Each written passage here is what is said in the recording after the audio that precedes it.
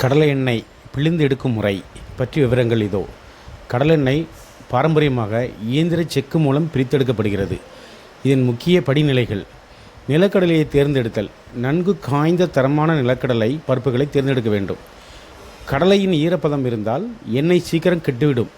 எனவே வெயிலில் நன்கு உலர்த்துவது அவசியம்.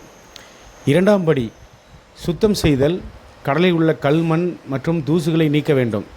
தரமற்ற அல்லது அழுகிய பருப்புகள் அகற்றினால்தான் எண்ணெயின் சுவையும் மணமும் நன்றாக இருக்கும். எக்ஸ்ட்ராக்ஷன் இதுவே மிக சிறந்த முறை. இதில் கடலை பருப்புகளை செக்கில் இட்டு மெதுவாக சுழலச் செய்து பிழிவார்கள். பிழியும் போது உராய்வினால் ஏற்படும் வெப்பம் இருக்க சிறு கருப்பட்டி அல்லது வெல்லம் சேர்ப்பார்கள். இது எண்ணெயை தெளிவாக்கவும் பின்னாக்கை ஒன்று சேர்க்கவும் அவசியம். வெப்பம் குறைவாக இருப்பதால் எண்ணெயில் உள்ள சத்துக்கள் சிதையாமல் அப்படியே கிடைக்கும். செக்கிலிருந்து எடுக்கப்படும் எண்ணெய் ஆரம்பத்தில் கலங்களாக இருக்கும்.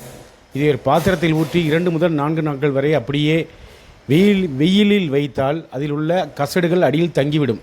பிறகு மேலடுக்கு எண்ணெயை மட்டும் தனியாக பிரித்து எடுக்கலாம். இந்த எண்ணெய் பிரித்தெடுத்தலுக்கு சிறந்த இயந்திரமாக பயன்படுவது Coimbatore Lakshmi industrial extraction machineries oil பிரித்தெடுத்தல் மிஷின் மட்டுமே. மேலும் தகவலுக்கு கீழே உள்ள எண்களுக்கு தொடர்பு கொள்ளவும். எல்லா தகவலும் தர தயாராக இருக்கிறோம்.